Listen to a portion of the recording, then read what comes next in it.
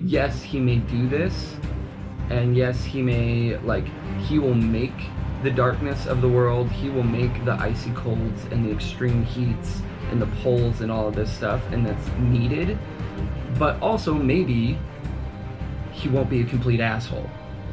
Because we were talking about the music of Ainur or something like that? Yeah, that was close. The music of the Ainur. The music of the Ainur. The AINULINDALE. I don't know what that is. It's just the Elvish way of saying it. AINULINDALE. Okay, so this week... I'm starting with AINULINDALE, which is the music of the Ainur, which is the beginning of everything. And you have listened to this with me. I have listened to this one with you. Put me to sleep. Yeah. I think this is part of the problem with people reading it, is like getting right into it, that this first part of the AINULINDALE is a little slow if you're not into the idea of like poetry and stuff. I'm not into the idea of poetry. So it's interesting because at the beginning, like, it basically just says, like, you know, kind of like the Bible, at the beginning there was God type of thing. Mm-hmm. And it's, you know, he says there was Eru, E-R-U, E-U-R, doesn't matter. I would say that was Eru. Eru. Anyway, that's his, like, name, but the elves call him Ilúvatar. Wait, Ilúvatar or Ilúvatar? Ilúvatar. Okay. Yeah. So the elves call him Ilúvatar, which is what he's mostly referred to in Tolkien legendarium. I like that word, by the way. Legendarium. But he comes in and it's interesting because it's like it's kind of that idea of like, not that he was bored, but like it was him, and then through his thoughts he created the Ainur. So the Ainur are the Valar and the Maiar. So them together are all Ainur. Okay. So basically anything created like from his thought is this Ainur. But he was just alone prior to. Yeah, he was just, I mean, as far as we know, yeah, he was just alone. And so the first thing that he teaches him how to do is sing. And he's just like, yeah, we're gonna sing, guys. And they're like, okay, let's sing. But he taught him like individually. Like in the way that it's written, like it wasn't like, let's sing in a choir. It's like, I'm going to teach you how to sing this way, and I'm going to teach you how to sing this way, and and they all only knew how to sing their very specific ways. So then when they all sang together, they're just like, why are you singing different than me? But I don't know how to sing that. Right, and they didn't know each other's, like, part of the song, right? Mm-hmm. So when they finally came together, and he was like, okay, this is a theme. So he just gives them, like, an idea. So one of the biggest problems when it gets into, or one of the biggest problems that I've seen, where people ask questions about, like, the Valar and the Maiar, and, like, well, shouldn't they have known this since they were there at the singing? Like how you were saying about the men and elves. The idea that they woke up and the Valar weren't, like, on that. Oh, okay. You know what I mean? Like, they didn't pay attention to when they were waking up. But that's right. Because when they sang everything into existence, they were just given themes. Okay, so this is why the lady that made the trees is like, I can't remake these. Right, well, that's actually a little different, because she actually didn't make those during the singing. She made those once they were down on Arda, or Earth. So that's just the fact that she had a skill there that she wasn't going to be able to use again. Mm. But, like, so he gets everybody together. He's like, he tells them the theme of, like, his heart type of thing, right? He's like, this is what we're going to do. And everyone's like, cool, let's all sing together. And when they sang together, like, they were all doing their own part, but it sounded uniform. But then Melkor that asshole from the very beginning Sure. is like, he was given what it's called as like the most part of the mind of Iluvatar, so he understood more than just one thing. So most everybody else understood just their part. Okay.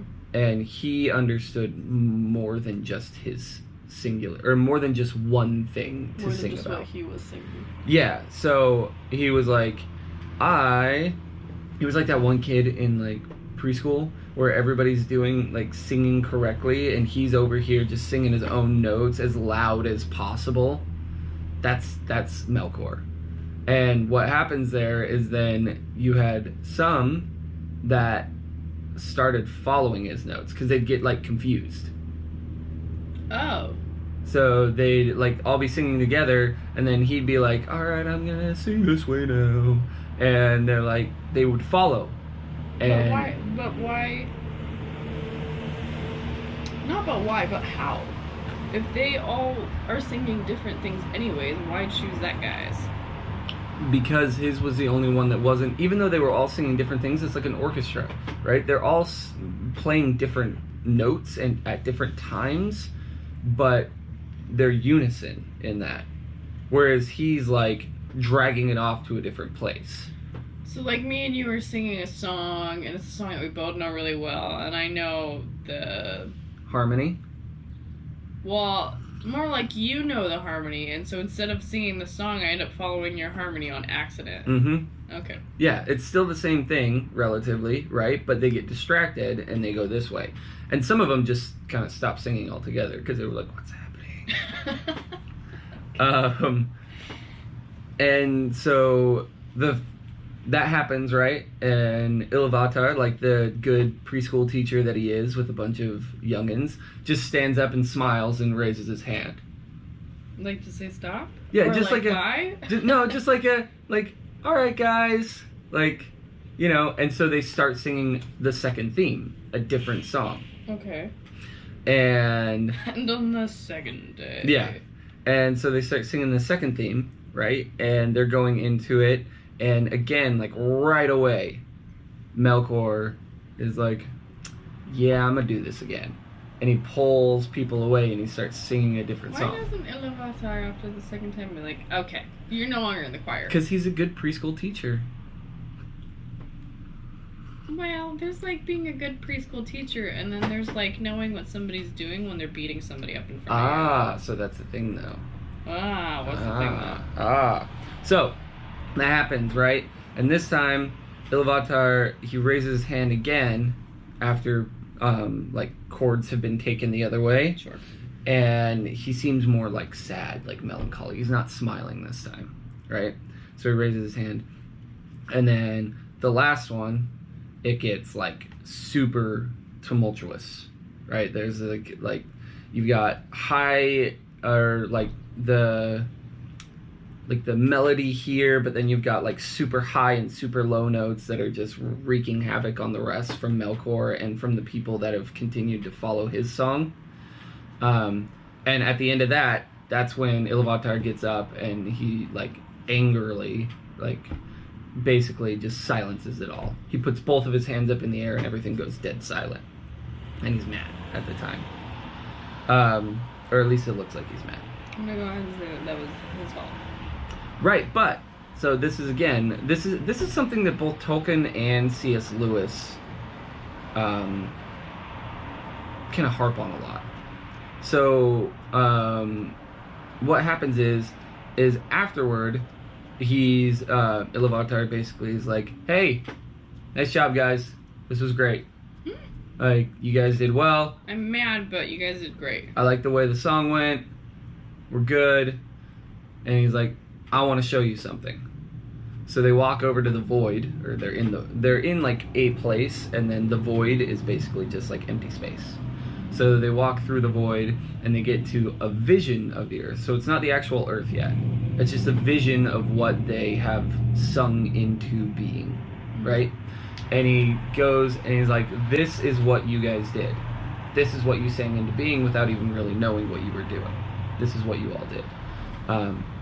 And then he said, even you, Melkor, you did only the things that I desired. So even though you thought you followed your own path, it was still by my power and in my name that you did it, which means it was by my will. So that's something that Tolkien and C.S. Lewis harp on a lot. Like in the in the last battle of the Chronicles of Narnia.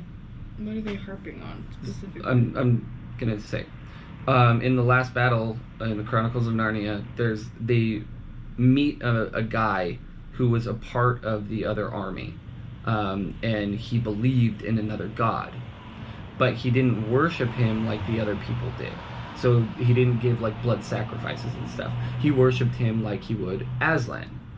And so Aslan basically says, it doesn't matter what name you give it, if you do it in my name, or if you do good, you're doing it in my name. So you could say that you're doing, like, if we talk about our Christian world, right? You could say that you are doing something in the name of Satan, but it's like good and for the betterment of mankind, and Jesus is still like, nah, you did it for me. Because no good can be done in the name of evil, and no evil can be done in the name of good, basically, is kind of what they're saying. But with this, Iluvatar is essentially just like, everything that you did, because it was by me, you were supposed to do anyway. So you thought you were being like a rebel, you thought you were trying to find your own power and stuff like that, but and these are the things that like Melkor brought into being, like the icy colds and the heats and lava and stuff like that. Those are all things that Earth needs. Mm-hmm. So even though you thought you were bringing these like, you know, dark and evil things into it, it's what it needed anyway. So he did it on purpose? Like he gave Melkor more of his mind or whatever, so that he would think that he was doing his own thing. Right, but it's also it's in that idea like of there's also hope in Iluvatar that yes, he may do this, and yes, he will make the darkness of the world, he will make the icy colds and the extreme heats and the poles and all of this stuff, and that's needed. But also maybe he won't be a complete asshole. You know, maybe me giving him more information, maybe he won't be a giant dick. But that never happens in stories. I feel like he showed his character very quickly. Right, but then he felt bad. So as soon as Iluvatar shows him this, right, he's like, this is the world that you guys created. Mm-hmm. Like, check it out. And he's like, Melkor, everything you did, I designed for you to do anyway. Okay. And Melkor was like, you know, it was like a little kid. He's bummed out. Yeah, he felt bad about it. I don't think my instinction would not be that he felt bad. It would be that he's bummed out that he was wrong. So he felt bad about it, and he was also like, this son of a bitch. Like, in the book, it basically says both of those, right? He was like, well, not felt bad. He was ashamed. Well, yeah, he got caught. Yeah, he was ashamed, and then also, like, in the back of his mind, he's like, this son of a bitch. He played me. If you are Iluvatar and you made him, and he was, like, ashamed, but only because he got caught, I'd be like, this bitch is never gonna do anything good. Right, but even with that, like, you have to understand, it's the whole idea of, like, evil has to exist for good to exist, right? Yeah, so I guess so. So one thing that's important, and it was something that I talked to you about last time, is Manwë never strayed into what Melkor was singing. Mm-hmm. So like some of the other ones did, like there's some Maya who did, even some Valar who did. So like we can assume that like Aule did, just because they were so close in thought and ideas. He probably strayed a little bit. Even Ulmo probably strayed a little bit into the songs that Melkor was singing. But Manwë never did. Mm-hmm. Mandos definitely did, because Mandos is just a melancholy little bitch. I don't remember who Mandos is. He's the one that I said is like, he's like Hades. He's the god of the underworld. Oh, okay. He's the one that said, not the first. Yeah. But like those people, we can assume kind of followed along with that song, at least for a little bit. Mm-hmm. But Manwë never did. And that becomes a problem. Like, it almost would have been better had he done that. Why? Why is it because that's why he's so naive and stupid? Yeah, because he has no concept at all of evil. None. And so he simply assumes the best in everyone and everything. Idiot. So when Melkor says, I'm sorry, he's like, yeah, you are. Come here, buddy. Bring it in. And he has with like those sparkling eyes. Yeah. Like it's just not an issue because he doesn't understand that somebody could be lying to him. Okay, but then at the same time I call idiocy on all the other Valar. Because if you were there at the beginning and you're like, hold up, he didn't sing with Melkor. He's like a raving naive idiot. He doesn't understand good from evil. Sorry, we're gonna take over right now. You don't get authority. You can't just take his place. I'm not taking his place. I'm saying we as a collective decide that Melkor is not going to change. You're overruled by Iluvatar. Iluvatar isn't there anymore. It's just the Valar. No, but he was the one that gave them dominion over what they're dominion over, and he is the king of Arda. Why can't you overthrow the king of Arda? Because then you are not what you were when you were sent there. But I think that's some bullshit. No? But he did... Okay, well then I would just be mad at Iluvatar, and I'd go up there and be like, this is stupid, you did this on purpose. Well, see, they had a little... They had balancing, though. Like, there was, like, councils taken and stuff. You had people like Mandos being like, hey, this is a bad idea. Like, I understand a little bit more about him than you do. And you had, like, Tolkas, who came down, again... But if he doesn't understand, then it's stupid. It's like talking to a wall. Yes and no, like, he would still take counsel. So, like, he took counsel in saying that they were going to imprison him for 3 ages. Like, they got Melkor, and they imprisoned him for 3 ages. That didn't necessarily help anything, since they're eternal and all that, but, you know, 3 ages only means so much when you can't die. But it's something. Like, he takes counsel, he just doesn't understand it himself. I would just be utterly irritated. So, like, he still has to play a part. Even if Iluvatar knows that he's just gonna go down and wreak havoc and be a massive dick and do horrible things, like, evil has to exist for good to exist. Okay.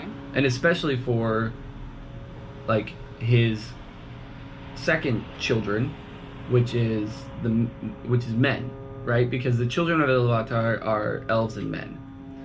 And elves, because of the way that they are and they don't actually die, good and evil isn't as big of a thing for them. Right. But for men, it is. Like, men have to have that because their life is so short and they have to, like, prove themselves, essentially. Why? Does it ever explain why he made men live such short lives? Because their gift is to die. That is their gift. Mm-hmm. To die so that they know the gift of life? Yeah, basically. They understand life. Their gift is to die so that they understand life. And what life is and what it means. Whereas the elves live for 6,000 years and they're, like, some of them can still either be doing the exact same thing they were doing at the beginning, like Círdan the Shipwright, who is awesome, but still, like, dude, you've been... Like, he didn't know there were things to live for besides sailing a ship. Right, and staying in one spot and just going back and forth. So what do you call the fishermen now that they do one thing their whole life and they're happy and content and that's all? That's great. Like, at least they found something, right? But it's not 6,000 years of it. Like, you would think in that time you'd, like, I don't know, what's east of here? I see it both ways. Okay, continue. I don't know where it was. You were talking about... Oh, so they go to the vision. And he's like, check it out, guys. This is what you did. and they're like, "Hey, this is cool," and they're looking at it, and they're like in it, right? So I don't know. It's hard to imagine everything, but like they're looking at this vision, this globe that's in the void, and then they're like in it, and they see a glimpse of things. So they see the children of Iluvatar. So they see the elves at first, and that's what makes it so that. Wait, so they did make the elves and the humans to start? This is all just a vision. Oh, okay. So that's the other thing. There was a comment the other day on some Reddit thing that was basically. You on Reddit now? No, Carlos sends me like. Oh, Carlos is like your Reddit man now? Yeah, he sends me things. Oh, okay. Do you like how I'm like, are you on Reddit? There was this thing that was like it was like if Sauron was there at the singing, because he would have been, because he's a Maya. So if Sauron was there at the singing, why isn't Sauron the One Ring? Right, I thought that. No. Okay. Melkor was the one that made Sauron go bad. Right. Okay. So they're different. Got it. If Sauron was there at the beginning and he saw everything, why would he try to get the ring if he knew that he was going to fall? And the answer there is he didn't know. This was all just a vision, and it was all, like, from what I could tell in the writing, it was all out of time. Like, it wasn't like, you're going to watch the timeline of the beginning of the Earth until the end, and then I'm going to make the Earth. This was all just out of time. They just saw what they made. So they are not actually just seeing the Earth as it is right at the beginning. He's showing them all that it is and will be in a matter of moments, and it's not necessarily chronological. It's just showing what it can be. Yeah. Okay. And it's showing like there will be elves and there will be men, and this is a thing, and look at how beautiful it is, and look at the waters and all of this stuff, right? But yeah, it's not this chronological like we're gonna watch this play through, because then what's the point? But when they see the elves, that's what made them be like, I want to go down there. Why? Because they saw in the elves Iluvatar, basically, more than they saw in themselves. Because for themselves, they were built off of the thought of Iluvatar, whereas these were his, like, children. Like, he made them to look a very specific way, look like us. And they thought that that was beautiful. So they wanted to go down, and they wanted to prepare the world for the children of Iluvatar. And not all of them went down. There was a ton that stayed up, and they were like, we're good up here. We sang it into existence, we're fine. We did our part. But they were super bummed, because they're watching this whole thing. He's like, look at this, look at how beautiful, look at the people, it's great. Poof. And he makes it disappear. And they were like, wait, I want to watch more. And he was like, you can't watch more because I'm about to do this. And he goes, Arda be born, basically. And there's the Earth. That's one thing that I still have a hard time. Names in the Silmarillion has been my biggest downfall. I think you should just pretend like you're an elf and just say it. Just say it. Like, everybody on watching is like, he's saying that wrong. It's like, yeah, but I say it like an elf, so it's right. I'm gonna go with yes. Anyway, so he makes it. Boom, the world, right? And you've got all of these, you've got Valar and Maya, so all of the,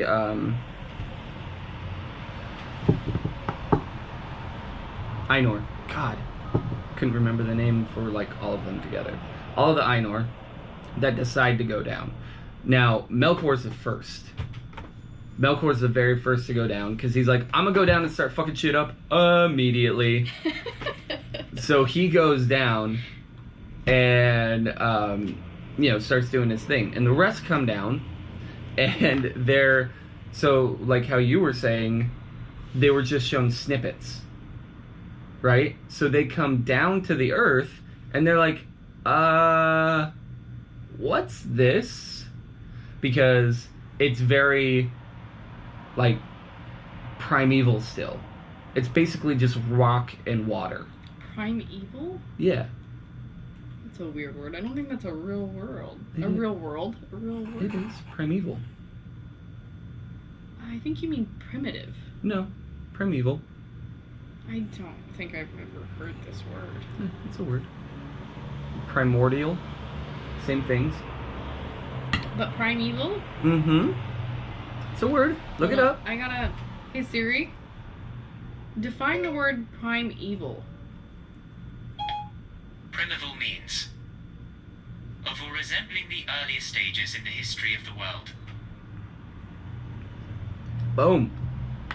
Okay, but you're pronouncing it wrong. No, he pronounced it wrong. It has an A at the end. It's primeval. EVIL is evil. EVAL. Primeval. It's primeval. He's British and he's saying it wrong. I would go get my American Siri, but I don't care to prove you wrong that much. Continue. Primordial is another good one. Okay? But either way, they get down there and it's basically just stone and water. And that's it. It's real ugly. Yeah, like it's a baby in its infancy right after it comes out. Yeah, just gooey. So it's just stone and water. They get there and they're like, where are the elves at? And the trees. There were trees. Why aren't the trees here? Mm-hmm. And they realize that, like, that is, at that point, what they have to do. And Iluvatar tells them that. He's like, you guys are now here. All of those things that you sang, that is now your, like, in your care. So, like, if... Well, that seems shitty. If you sang into the idea of, like, stonework and building things and iron and all of that, then you are Aule, and you will be the smith, right? And if you sung into works the trees and the green and the growing things, then you are Yavanna. And, like, Manwe sang into being the skies and the wind and the air, and Ulmo was of the water. And that's why it's actually really cool. It kind of goes into, like, why, like, people are best friends.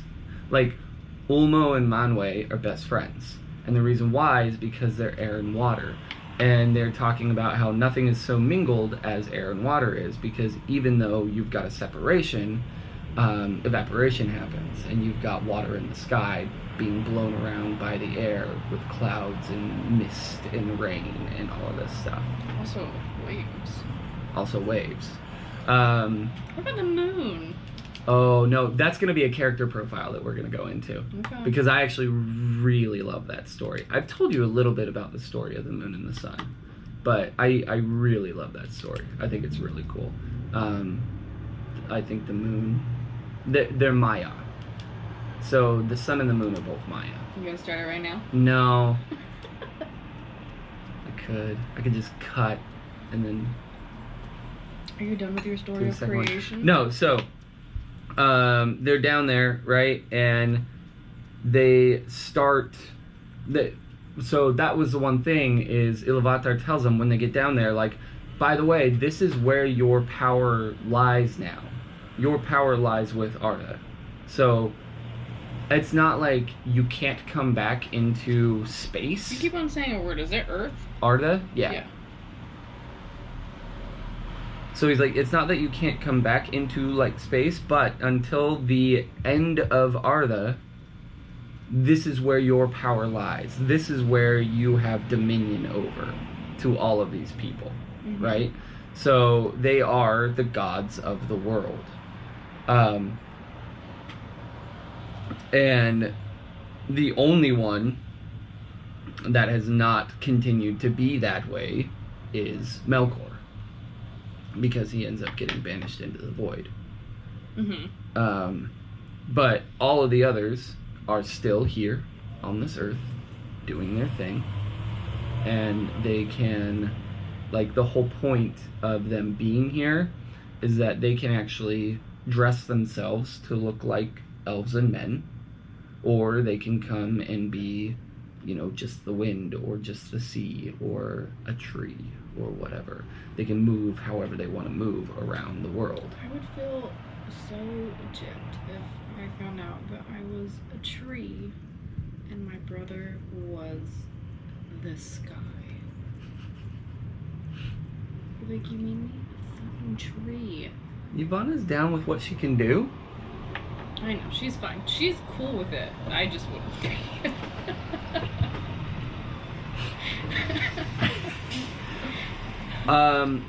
So 12. What was Melkor supposed to be? So Melkor and Manwë are closest in power, Right. but Melkor and Aule are closest in ability. So Melkor is a lot like Aule, where he does a lot of building. He's a smith.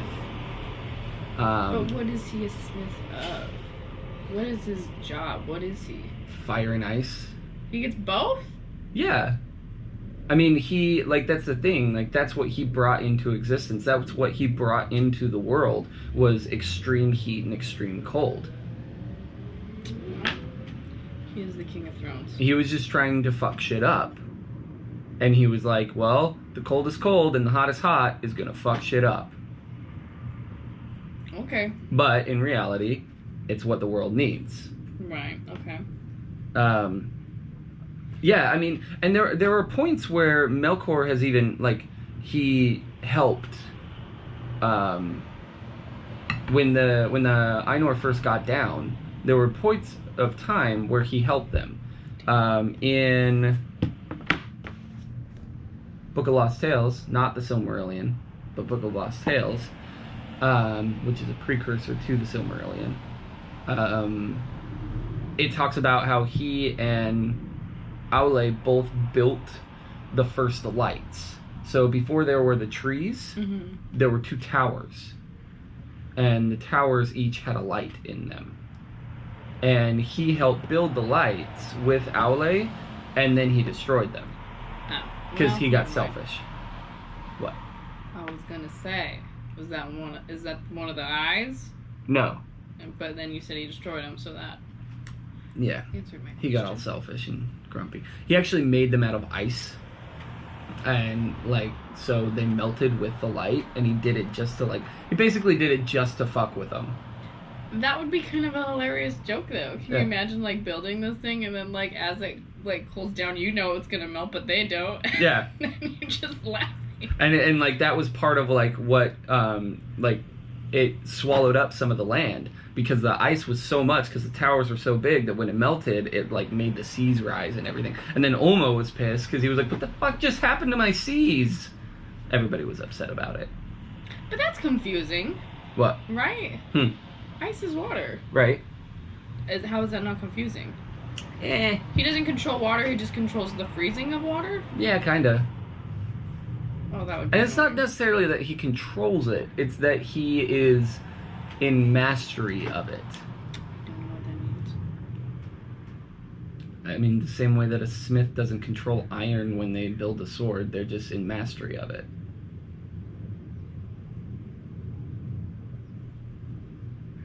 They can manipulate it really well because they know what they're doing, but they don't control it. Okay. I can't equate that to the last Avatar, so I'm out. Okay, I have to ask because it's been killing me and I've been trying to listen to it. I made myself a little roadmap. Uh-huh. What's the other one? The Maya? Maya and Valar. Valar. I am spelling these wrong, but you can show it to all the kids at home that are confused. It's my roadmap. Ariel made a roadmap. You've got Iluvatar, the Ainur that she spelled with an I, not an A, Whatever. the Maya, and the Valar, and then Arda, Earth. I think everybody can see that. Anyway. If not, I can just, pop it into a graphic at the bottom. It's my roadmap. I like it. I was gonna say more, though. I was trying to understand what mastery of something means when in the context of... I still don't understand it, but I suppose I just have to get past it. Yeah, I mean, yeah. So, I just would be mad if I was water and whatever. I'm over And he's able to manipulate frozen water. Well, I don't. I mean, like, I guess I don't control water, but, like, I can freeze it. Right. But, like, why can't the water god, whose name escapes me... Ulmo. Whatever. Why can't he? She? Whatever. He. They turn it into their own frozen tower. Because it's not the same. It's okay, not well, like... what are they? It's not like living water. I don't know what that means. So, like, think of, like, rivers and streams and oceans versus a glacier. I know glaciers move and all of that stuff, but, like, it's different. Especially when you are, again, in a primordial sense, and people, like, this is early people, they look at ice differently than they look at, like, living water, like the ocean. Okay, so I guess he just didn't... He left that part out. Sure. Ilúvatar did. Yeah. But Ulmo, the cool thing about Ulmo is it's always said that he knows the most about what's happening on Middle-earth. And the reason is because he basically gets news from everywhere, because all rivers flow to him. That's cool. So he kind of understands, and he's the only one of the Valar that have, like, continuing communication with elves and men. Like, okay, so I could think of it more like Dream. yeah. So he's lord of something, but he doesn't necessarily control everything that happens there. Things occur Right. of their own volition, and he can, like, learn and go through them and also master them. Yeah, because there's even, like, Ossa. I think it's Ossa. O-S-S-E. Is a Maya I'll take Osa. that is also a water Maya that lives with Ulmo. And there are things... So are the hold on. Valar. Yeah. The Valar are like the masters of it, and then you have Maya that also have like Dominion over it. Dominion. Okay. Yeah. So, like, oh, so that's what I was going to get into. And I won't go over all of them. Yeah, I'll go over all of them real quick. Okay. Just to, like, put it out there. But, like, I'll have a character profile on all of them at some point. But just, let's see. I am not like Stephen Colbert. And I do not have all of them memorized yet. Ooh. So the Valar are Manwë, Ulmo, Aule, Orome, Mandos, Lorien, Pulkas, Varda, Niena, Este, Vaire, Yavanna, Vana, and Nessa. So Melkor is no longer counted as a Valar. Okay. Because he fell. Because he went away from what he should have been doing. But he was in the beginning. But he was in the beginning, when he first came down. Some of them took on the appearance of men, and some of them took on the appearance of women. And basically the way that Tolkien, like, says this is beforehand, like before they came down, they had already the attributes of one or the other. Mm-hmm. And so when they came down, they just took that raiment, essentially. Okay. And because of that, a lot of them ended up, in a union with each other, marrying each other. Okay. So in the in the Book of the Lost Tales, when he very first was writing about like the backstory of all of this, he initially made it so that they had children, and that those children were the Maya. He changed that though, so none of the Valar actually have children. They are partners, and they're married essentially, but they don't have children. Okay, wait. So the Maya and the Valar were both created in the beginning, and they all helped sing, or just the Valar? According to the Silmarillion, they all did. Because it's just called the Song of the Ainur. Why make... But the Maya are less. They're lesser. So, did Iluvatar kind of make the Maya as, like, the Valar's helpers? Basically, yeah. Okay. Yeah, they have a lesser understanding of the mind of Iluvatar. Essentially. Okay. More suited for the task at hand. Yeah, but in this beginning part, there's a lot of, like, characters that I want to go into, like, with character profiles. Because you've got a lot of the Maya, which are, like, the sun and the moon, right? And then you've got the Starry, the wizards, who are all Maya. Mm-hmm. You've got people like Sauron and Belrogs and all of those things. All of those are Maya.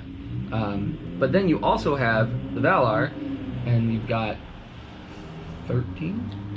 12. Why wouldn't you, as... This is a little bit off topic. If you are a Valar, mm-hmm. and you have a Maya, mm-hmm. or Mayas, mm-hmm. take your pick, and Melkor goes and takes your Maya and turns them into Belrog or whatever other things that you have, wouldn't you be pissed? Yeah, but they're not all, like, not all Mayas are subservient to Valar.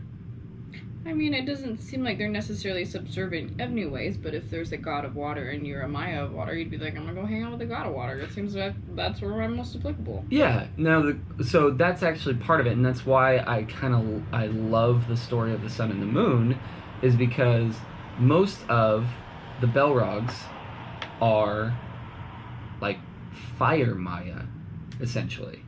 Mm-hmm. But... So they were kind of already under Valar's domain. Yeah, anyways. But the sun, she is, as I'm pretty sure I understand it, she is the only fire Maya that did not follow Melkor. Mm-hmm. And Melkor was scared of her, like full on afraid, because she burned so bright, and like Melkor as a Valar couldn't look her in the eyes. Like there were Valar who could not look her in the eyes. She's my favorite. Yeah, she's pretty awesome. And the Maya who... What, are you gonna get into it now? Or are you just gonna tease her? I'm just gonna tease her. The Maya who decided to be the moon did it because he was in love with her. Mm-hmm. But he can't touch her. Mm-hmm. Because she burns so brightly. Mm-hmm. So he just follows her. It's so great. Oh, it's such a good story. Such a good story. I love the sun and the moon. But anyway, so like there were ones that like, that's where I was going with it. But then there are also a lot of other characters that we just don't know. And Tolkien has said that he did this on purpose. Like, there are parts of mythology that don't have an explanation. But is he like all great mythologies in that you can create your own story? Yeah, like he's essentially saying like you can't be spoon-fed everything. There are things in mythology that will not be explained. So some of those things are, and it talks more about it in the Book of Lost Tales than it does in the Silmarillion. The Silmarillion, there's a very small line in it. In the Book of Lost Tales, it's a little bit bigger, but essentially saying that other beings came down at the same time, beings that were simply in the void.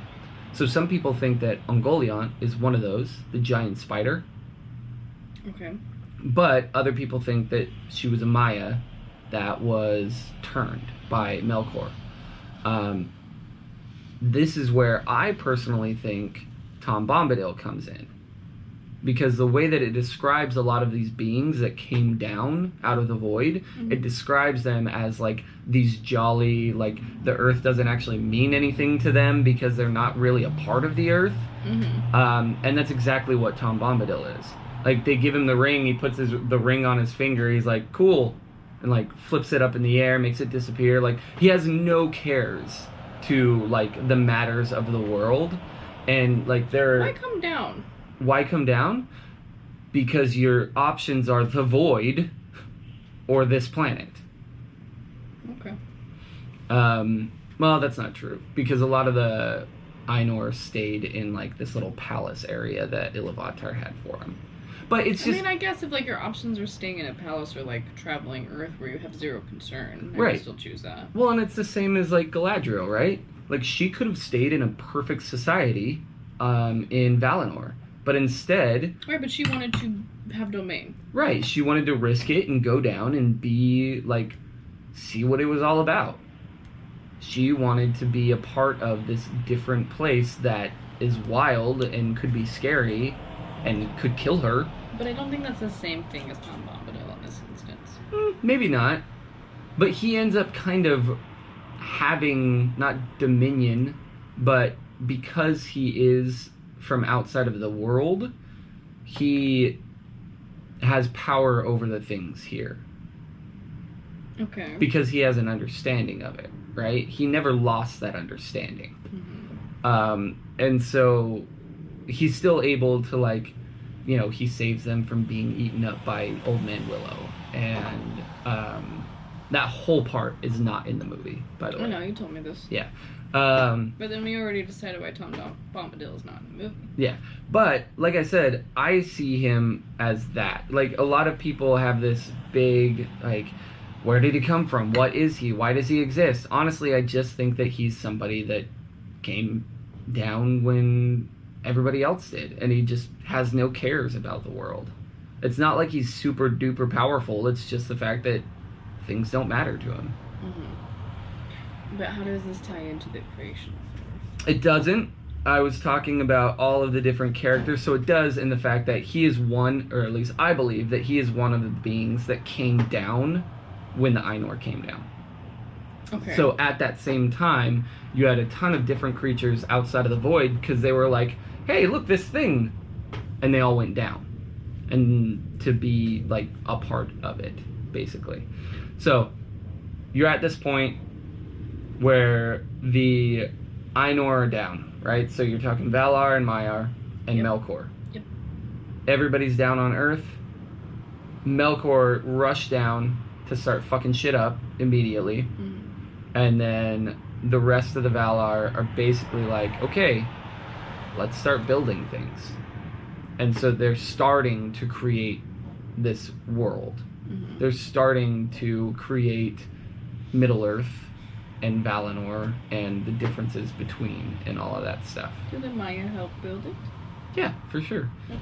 Most of the time through all of this, they're unless they're talked about specifically as the Valar, they're spoken as the Ainur, and that just means all of them. Right. Did you just say Ainur? I thought you said Valar. I don't know. My coffee got cold quickly today. Mine didn't, but I am almost done. And so, yeah, that's where we're at. Is there now on the physical plane, there are Ainur, there are other creatures that have come down, and they're creating a world. Yeah, that's as far as I'm going to go today. And see. It wasn't as much, I feel like it wasn't as much fun this time around. It was more of just a summary, which I think is fine. But there's not as much of elves behaving badly yet. It's not sexy yet. It's not sexy yet. And I think that's why a lot of people have a hard time getting through the first part of the Silmarillion. It's especially not sexy when you compare Iluvatar to a preschool teacher. But he kind of is. I mean, you've got these little rugrats that are doing their own thing, and Melkor's being an asshole, singing his own little song over here, and some of the other ones are like, sing with him. So anyway, that is the music of the Ainur. I think I actually went a little farther than just the music of the Ainur, but... Well, they got to Earth, so... They got to Earth. So next will be the fun little buildings of Earth that they do.